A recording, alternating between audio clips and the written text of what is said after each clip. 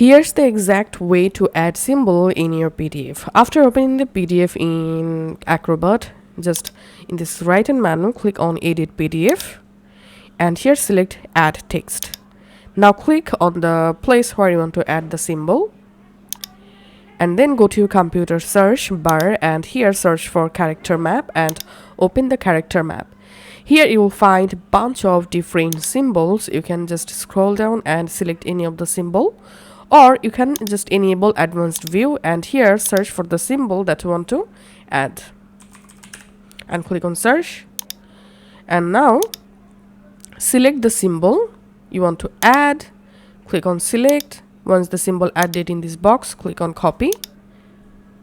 Once copied, go back to your PDF editor and press Ctrl V and here you can see the symbol pasted. Select the symbol and here you can adjust your symbol size. You can also change your symbol color from here and here you can see the result.